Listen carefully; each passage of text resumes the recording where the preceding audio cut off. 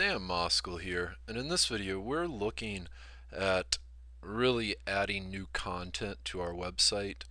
This content is for SEO purposes and the way to do it best. So we've got a credit site and we have written an article how to check your credit report.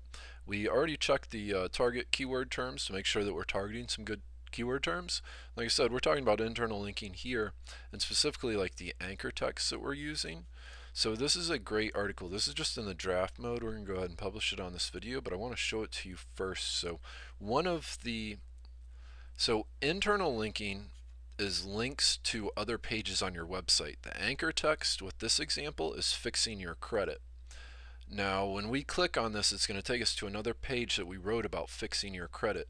By using the term fixing your credit as the anchor text, we're voting for this other page on our website to rank in the search engines under the search term fixing your credit. Now let's go over to this keyword tool. Fixing your credit, just looking at Google, gets searched for on an average monthly time 390 times.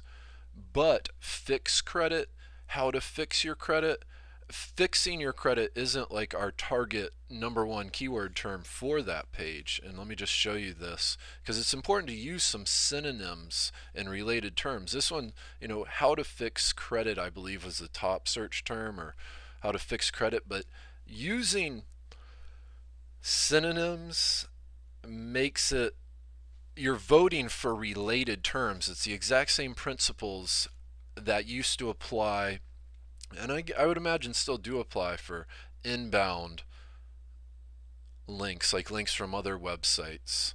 It's just SEOers used to have to build all those inbound links before, and now Google and the other search engines have gotten smart enough to recognize that things were not on an even playing field. Despite that, you could have still, and still can today, the size of your website, and that's one of the big things why adding new content is so important, is by building out your website. It seems to me that some of the more Google changes and search engine changes since 2006 have created it, and finally I think the search engines have achieved what they first had in mind when it comes to search engine optimization. Like, I think they just thought things would happen naturally, where other websites would just vote for other good websites and it'd kind of all just sort itself out, which wasn't the case at all. However, now Google at least will notify you of building spammy links, or you get, I think negative SEO is in full real effect.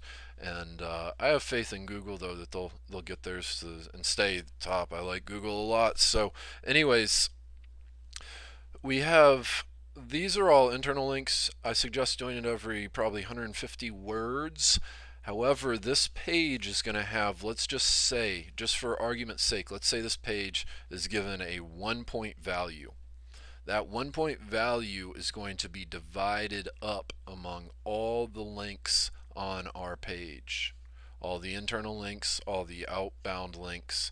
And yes, with this page we do have an outbound link over to annual credit report, which is where you can get your credit report for free. It's a government website, and having a few outbound links every once in a while is a really good idea, because it makes you more of an authority, more trustworthy if you're linking out to the real authority government sites and stuff, even like the FTC, especially when it comes to credit and credit related information.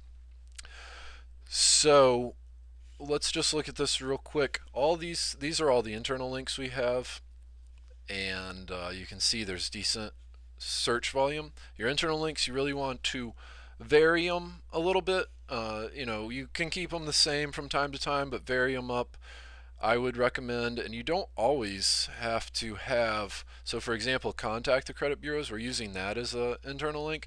That doesn't have any search volume. And yeah, sure, we could spend some time and pick a better link, but just having an internal link to another page, period, will help increase its importance. Bottom line. So you don't always have to have the best keyword term or even keyword search term.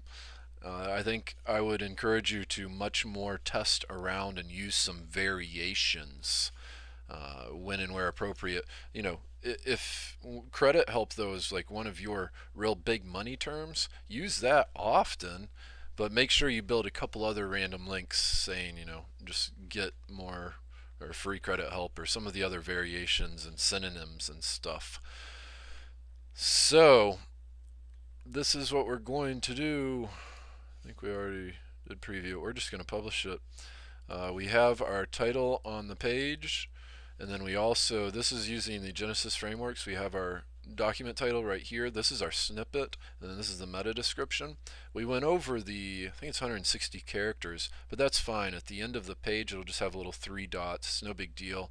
None of this stuff is anything that you need to overthink, really, and test out different things to see what really works best. Like test, you know, all sorts of different things. I've actually heard that having an SEO title which shows up at the top of the page and then having a slightly different title on your, here, I just want to show it to you just so you can see what I'm saying exactly. So that would be the SEO title that'd show up as a snippet, but then having a slightly how to get your credit report for free or something. Apparently that can and has been used as a good tactic to broaden your real estate and search volume, because you don't want to just rank for one keyword term. You want to rank for, you want to have one primary bullseye keyword term which is really heavily searched, like how to check your credit report, but then you also want to rank for terms like check your credit report, checking your credit report, how do I check my credit report, check my credit report. You know, there's a lot of related variations of any search term. So that's the idea behind that. Let's go ahead and publish this.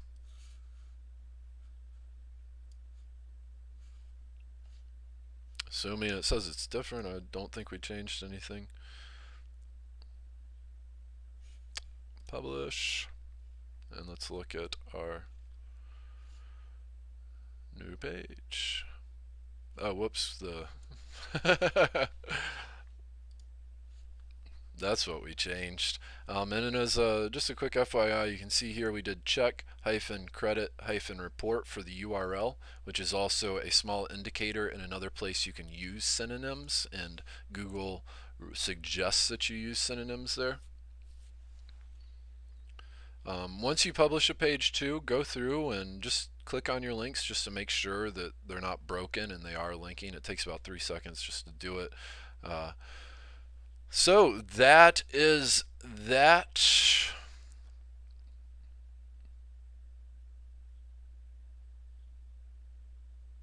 Sorry, there was something else I had to say, but we'll make another video. Leave a comment below if you have any questions or concerns, and please visit danmoskleyuniversity.com. I'll be happy to send you this free report along with this checklist that I go through to make sure I'm adding SEO content the best way. It's, you know, some of it's common sense, but I do have some advanced techniques in there too, and I want to kind of unreel and show you exactly how I do mine. If you have some tips or some better ways, please let me know, but let me show you how I do mine. I've been working full-time online since 2006. You can also run over to Amazon, grab a copy of my book, How to Create a Website Easy Button, but make sure you come over here and get our newsletter first. We're doing a live training for SEO coming up here this next week. So if you'd like to get involved with that too, we'd love to have you.